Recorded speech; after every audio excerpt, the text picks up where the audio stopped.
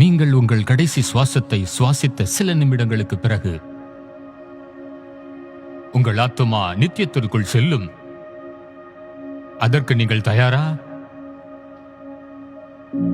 உன் மீட்பரும் தாயின் கர்ப்பத்தில் உன்னை உருவாக்கினவருமான கர்த்தர் சொல்லுகிறதாவது, நானே எல்லாவற்றையும் செய்கிற கர்த்தர். நான் ஒருவராய் வானங்களை விரித்து நானே பூமியை பரப்பினவர்.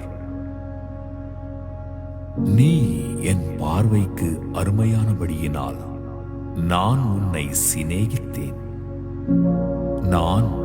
நானே உன் மீறுதல்களை என் நிமித்தமாகவே குலைத்து போடுகிறேன். உன் பாவங்களை நினையாமலும் இருப்பேன்.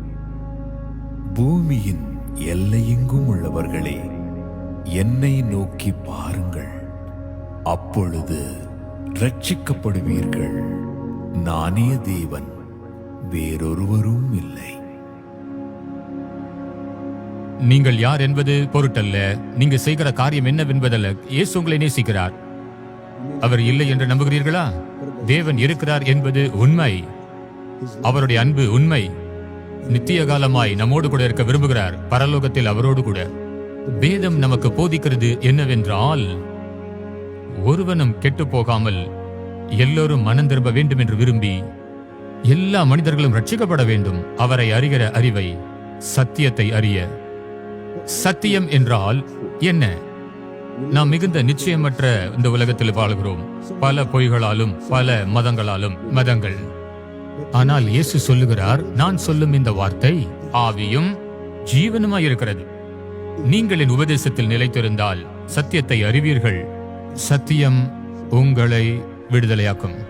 உண்மையில் எவ்வளவு நம்ம வெற்றிகரமான வாழ்க்கை இருந்தாலும், உங்கள் வாழ்க்கை எவ்வளவு வெற்றிகரமாக இருந்தாலும், எவ்வளவு பக்தி உள்ளவர்களாக இருந்தாலும், இயேசு கிறிஸ்து என் சொந்த இரட்சகராக இருக்கும் பொழுது, தனிப்பட்ட இரட்சகராக இல்லாவிட்டாலும் மரித்து அழிந்து போவீர்கள், தேவனிடத்திலிருந்து பிரிக்கப்படுவீர்கள். உண்மையாகவே உங்கள் இருதயத்தில் கேட்டு பாருங்கள், நான் மரித்ததற்கு பிறகு இப்பொழுது நான் எங்கே போவேன்? பரலோகமா, நரகமா? 100க்கு 100 பரலோகம் உங்கள் வீடு என்று சொல்ல முடியுமா? உங்களுக்கு ஒரு நம்பிக்கை உண்டு. 1 யோவான் 5:13 நமக்கு ஒரு ஆறுதல் உண்டு. இவைகள் உங்களுக்கு எழுதப்பட்டிருக்கிறது, நித்திய ஜீவன் உண்டு என்று அறியவும் அவருடைய நாமத்தின் மேல் விசுவாசம் உள்ளவர்கள் தேவனுடைய குமாரன். நீங்கள் இந்த உலகத்தை விட்டு போகும் நேரத்தில் உங்களுக்கு ஒரு சந்தேகம், பரலோகம் போவேனா? எனவேதான் இந்த நற்செய்தி செய்தியை பார்க்கும்படி ஆண்டவர் ஒரு தருணத்தை கொடுத்திருக்கிறார். அவருடைய அன்பை பகிர்ந்து கொள்ள விரும்புகிறார், வழியை காண்பிக்க விரும்புகிறார். நித்திய ரட்சிப்பு. முதலாவது நாம் புரிந்து கொள்ள வேண்டியது பாவ சீர்கேடு. வேதம் சொல்லுகிறது, ரோமர் 3:23, எல்லோரும் பாவம் செய்து தேவ மகிமையற்றவர்களாய் போனார்கள். நாம் மற்றவர்களோடு ஒப்பிட்டு பார்த்து நம்ம நல்லவர்களாய் கருதி கொள்கிறோம். ஆனால் நீதிமான் ஒருவரும் இல்லை. எழுதப்பட்டிருக்கிறபடி நீதிமான் ஒருவரும் இல்லையே. வேதம் எல்லாரை குறித்து என்ன சொல்லுகிறது? எல்லோரும் பாவத்தில் இருக்கிறார்கள். எவ்வளவு கடினமாக முயற்சி செய்தாலும் நாம் எல்லோரும் பாவம் செய்து தேவனுடைய மகிமையை இழந்து போனோம். நான் ஒரு பாவி, நீ ஒரு பாவி. வேதம் சொல்லுகிறது 1 யோவான் 3:4, பாவம் செய்கிற எவனும் நியாய பிரமாணத்தை மீறுகிறான். ஒருவருக்கொருவர் உண்மையுள்ளவர்களாய் இருப்போம். நாம் அனைவரும் தவறு செய்தோம். நாம் யாவரும் நியாய பிரமாணத்தை உடைத்தோம். அது பொய் சொல்லுவதாக இருக்கலாம், அநியாயம் செய்திருக்கலாம், திருடியிருக்கலாம், ஏமாற்றியிருக்கலாம், அவர் நாமத்தை வீணாய் வழங்கியிருக்கலாம், காம சிந்தனைகள், நம்முடைய பெற்றோர்களுக்கு கீழ்ப்படியாமல் இருந்திருக்கலாம். உங்களில் சிலர் நம்முடைய பாவத்தின் நிமித்தம் நியாய பிரமாணத்தை நாம் மீறினோம். அதற்கென்று ஒரு கூலி உண்டு, கடுமையான ஒரு தண்டனையாக இருக்கும். ஒரு குற்றவாளி எப்படி தண்டனையை செலுத்துகிறானோ அப்படியே ஒரு பாவி தன்னுடைய கடனை செலுத்த வேண்டும். இரண்டாவதாக, உண்மையை நாம் ஏற்றுக்கொள்ள வேண்டும். நாம் பிரிக்கப்பட்டோம் தண்டனையிலிருந்து. வேதம் சொல்லுகிறது, பாவத்தின் சம்பளம் மரணம். ரோமர் 5:12 சொல்லுகிறது, பாவம் மரணத்தினால் வந்தது என்றும் எல்லா மனிதர்களும் பாவம் செய்தார்கள் என்றும் வேதம் சொல்லுகிறது. இயேசு கிறிஸ்து இல்லாமல் நம் பாவங்களில் மரிப்பது நித்திய காலமாய் நரகத்தில் இருப்பாய். இது ஒரு துக்ககரமான செய்தி. தேவனுடைய வார்த்தை தெளிவாய் சொல்லுகிறது, பயப்படுகிறவர்கள், அவிசுவாசிகள், அருவருப்பானவர்கள், கொலைபாதகர்கள், விபச்சாரக்காரர்கள், சூனியக்காரர்கள், விக்கிரக ஆராதனைக்காரர்கள், பொய்யர்கள் அனைவரும் இரண்டாம் நரகமாகிய அக்கினி கந்தகத்தில் பங்கடைவார்கள். ஒருவேளை நீங்கள் இப்படி யோசிக்கலாம், அன்பான தேவன் இப்படி செய்வாரா? உண்மையாகவே அதை அவர் செய்ய விரும்பவில்லை. நரகம் என்பது பயங்கர வேதனை நிறைந்த ஒரு இடம். தேவன் முதலில் சாத்தானுக்கும் விழுந்த தேவ தூதனுக்கும் அதை படைத்தார். அந்த பாவம் நம்மை நித்தியத்திலிருந்து நம்மை விலக்கிவிட்டது. தேவன் நரகத்தை உங்களுக்கும் எனக்காக படைக்கப்படவில்லை, பரலோகத்தை நமக்காய் உண்டாக்கினார். யோவான் 14:2 அவர் சொல்லும் பொழுது, என் பிதாவின் வீட்டில் அநேக வாசஸ்தலம் உண்டு. அப்படி இல்லாமல் இருந்தால் நான் சொல்லியிருப்பேன், நான் போய் உங்களுக்கு ஒரு ஸ்தலத்தை ஆயத்தம் பண்ணுவேன். பாவமும் பரலோகத்துக்குள் அனுமதிக்கப்படாது. தேவன் பரிசுத்தரும் பரிபூரணமானவர். நம்முடைய சொந்த பாவங்களே அவரிடத்திலிருந்து நம்மை பிரிக்கிறது. நம்முடைய சொந்த பாவங்கள் நரகத்திற்கு அனுப்புகிறது. தேவன் நம் மீது வைத்த அன்பை வெளிப்படுத்தின விசேஷம் 21:8 இந்த இடத்தில் சற்று நீங்கள் சிந்தித்து பாருங்கள். பாவத்தில் நாம் மரித்தால் தேவன் யாரும் நரகத்திற்கு போக விரும்பவில்லை. எனவே தம்முடைய சொந்த குமாரன இயேசுவை அவர் அனுப்பினார். இயேசு வந்தார் உங்களுக்காக. அவர் வந்தார், அவர் உங்களை நேசிக்கிறபடியால். மூன்றாவதாக நாம் அறிந்து கொள்ள வேண்டியது நம் இரட்சகரின் சிலுவை. நமக்கு மிக பரிச்சயமான ஒரு வேத பகுதி யோவான் 3:16. தேவன் தம்முடைய ஒரே பேரான குமாரனை விசுவாசிக்கிறவன் எவனோ அவன் கெட்டுப்போகாமல் நித்திய ஜீவனை அடையும்படி இவ்வளவாய் அவரை தந்தருளி இந்த உலகத்தின் மேல் அன்பு கூர்ந்தார். இயேசு கிறிஸ்து தேவனுடைய பரிபூர குமாரன். கன்னி மரியாளிடத்தில் பிறந்தார், மரிப்பதற்காகவே பிறந்தார், உலகத்தின் பாவங்களை சுமந்தார். அவர் 33 ஆண்டுகள் வாழ்ந்தார், சத்தியத்தை போதித்தார், பிரசங்கித்தார், நோயாளிகளை தொட்டார், முடவர்களை நடக்கச் செய்தார், அநேகர் விசுவாசம் வைத்தார்கள், குணப்படுத்த முடியாத நோய்களை குணமாக்கினார். அவர் பரிசேயர்களால் நெருக்கப்பட்டார், ஒடுக்கப்பட்டார். அவர்கள் அவரை கேலி செய்தார்கள். அவர்கள் அவரை பொய்யாய் குற்றம் சாட்டி பொந்து பிலாத்து அவர்களை மரணத்திற்கு ஒப்பு கொடுத்தான். இயேசுவை 9 அடிகளால் சாட்டையினால் இரக்கமின்றி அடித்தார்கள். உலக கற்களினால் அவரை அடித்து சித்திரவதை செய்தார்கள். கல் துண்டு கருவியினால் நெய்யப்பட்டார். அனைத்து துன்பங்களையும் வேதனையும் அவர் தாங்கினார். காரணம், அவர் நம்மை நேசித்தார். அவர்கள் ஒரு முள் கிரீடத்தை உருவாக்கி அவர் தலையில் அழுத்தினார்கள். அவரை சிலுவையில் அறையும் என்று அவர்கள் கூக்குரலிட்டார்கள். இவைகள் அனைத்தும் தேவனுடைய ரட்சிப்பின் திட்டம், ரட்சிப்பு. இயேசு தைரியமாக கல்வாரி சிலுவையின் மீது அவர் ஏறினார். சிலுவையில் அவருடைய கரங்கள் ஆணிகள் அறையப்பட்டது. அதில் தேவனுடைய அன்பு வெளிப்பட்டது. நமக்காக அவருடைய ஜீவனை கொடுத்து அன்பை வெளிப்படுத்தினார். அவர் தாமாகவே தம்முடைய ஜீவனை கொடுத்து நமக்காக அவர் இரத்தத்தை சிந்தி நமது தண்டனையை அவர் ஏற்றுக்கொண்டு நரகத்திலிருந்து காப்பாற்றினார். என்னுடைய பாவங்கள், உங்களுடைய பாவங்களுக்காய் அவர் சிலுவையில் அறையப்பட்டார்.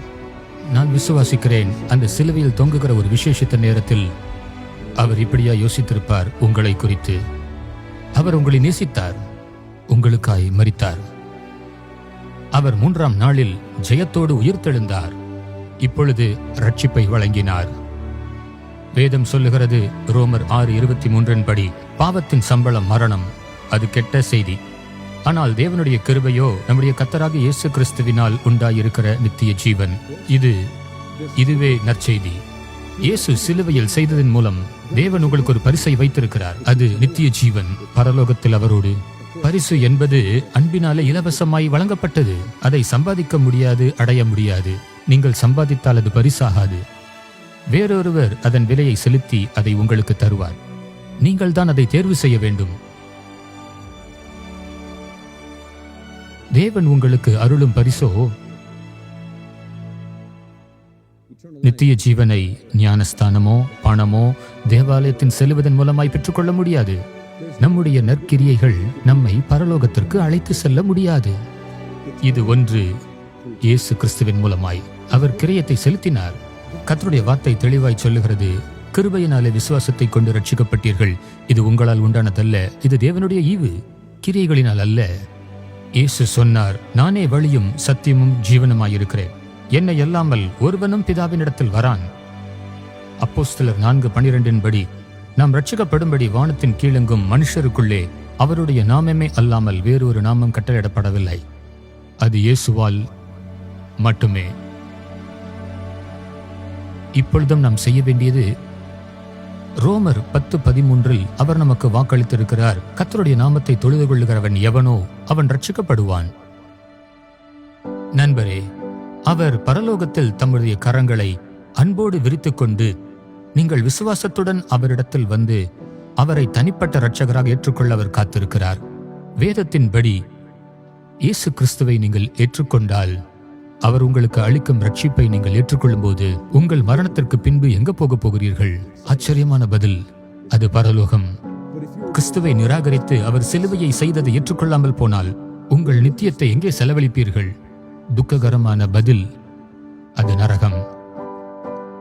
இப்பொழுதே நீங்கள் தெரிந்து கொள்ள வேண்டியது உங்கள் தனிப்பட்ட முடிவு. ஏன் கர்த்தரை நோக்கி கூப்பிட்டு என்னை ரட்சியும் என்று கேட்கக்கூடாது? இந்த நேரத்தில் நான் அவரை கெஞ்சுகிறேன், என்னுடைய ஜெபத்தில் இணைந்து கொள்ளுங்கள். வெறும் வார்த்தைகளில் சொல்லுவது உங்களை காப்பாற்றாது. ஆனால் விசுவாச ஜெபம் உங்கள் இருதயத்திலிருந்து கிறிஸ்துவை நோக்கி கூப்பிடும் பொழுது அவர் ரட்சிப்பார். தேவன் கேட்கிறார். பொழுதே உங்கள் தலைகளை தாழ்த்தி என்னோடு ஜெபம் பண்ணுங்கள். ரட்சிப்பின் ஜெபம். அன்புள்ள ஆண்டவராகிய இயேசுவே, நான் ஒரு பாவி என்பதை அறிவேன். என் பாவங்களுக்கான தண்டனையை நான் தகுதியானவன் என்பதை நான் அறிவேன். ஆனால் நான் இறந்து நரகத்திற்கு செல்ல விரும்பவில்லை. நான் உம்முடன் பரலோகத்தில் இருக்க விரும்புகிறேன். நீர் சிலுவையில் மரித்து எனக்காக மீண்டும் உயிர்த்தெழுந்தீர் என்று நான் நம்புகிறேன். தயவு செய்து என் பாவங்களை மன்னியும். என் இருதயத்திற்குள் வந்து என்னை ரட்சியும். உம்முடைய நித்திய ஜீவனின் பரிசை நான் மகிழ்ச்சியோடு ஏற்றுக்கொள்ளுகிறேன். உம்மை மட்டுமே என் இரட்சகராய் ஏற்றுக்கொள்ளுகிறேன். தேவனே, உமது அன்பிற்காக என்னை காப்பாற்றியதற்காய் நன்றி. இயேசுவின் நாமத்தில் ஆமென். நண்பரே, இயேசு கிறிஸ்து உங்களை சொந்த இரட்சகராய் இருப்பார் என்று நீங்கள் நம்புகிறீர்களா? தேவனுக்கு ஸ்தோத்திரம். வேதம் தெளிவாய் சொல்லுகிறது, உங்கள் ரட்சிப்பை நீங்கள் ஒருபோதும் இழக்க முடியாது. கர்த்தருடைய நாமத்தை தொழுது கொள்கிறவன் எவனோ அவன் ரட்சிக்கப்படுவான். ஒருவேளை அவன் ரட்சிக்கப்பட்டு ரட்சிக்கப்படாமல் இருக்கலாம். அவர் உங்களுக்கு வாக்கு பண்ணியிருக்கிறார், நித்திய ஜீவன் உண்டென்று. கிறிஸ்தவர்களுக்கு மரணம் என்பது வாழ்க்கையில் அடுத்த வாழ்க்கைக்கு மாறுவது. அவரை விசுவாசிக்கிறவர்களுக்கு இயேசு ஒரு வாக்குறுதி கொடுக்கிறார். நான் அவைகளுக்கு நித்திய ஜீவனை கொடுக்கிறேன், அவைகள் ஒரு காலம் கெட்டுப்போவதில்லை, ஒருவனும் அவனை என்னிடத்திலிருந்து பறிப்பதும் இல்லை. உங்கள் ஆத்துமா பாதுகாக்கப்படுகிறது சர்வ வல்லவருடைய கரத்தில், இயேசு கிறிஸ்துவின் இடத்தில். நீங்கள் இன்று ஜெபம் செய்து அவரிடத்தில் விசுவாசமாயிருந்தால் எங்களை தொடர்பு கொள்ளுங்கள். உங்களோடு சந்தோஷப்படுவோம். உங்களுக்காக நாங்கள் ஜெபிக்க விரும்புகிறோம். உங்கள் கேள்விகளுக்கு பதிலளிக்க தயாராகி உள்ளோம். கர்த்தர் உங்களை ஆசீர்வதிப்பார். இந்த நித்திய ரட்சிப்பை குறித்து மற்றவர்களோடு கூட பகிர்ந்து கொள்ளுங்கள். இந்த நம்பிக்கையின் வார்த்தையை இயன்ற மட்டும் மற்றவர்களுக்கு அதை பகிர்ந்து கொள்ளுங்கள்.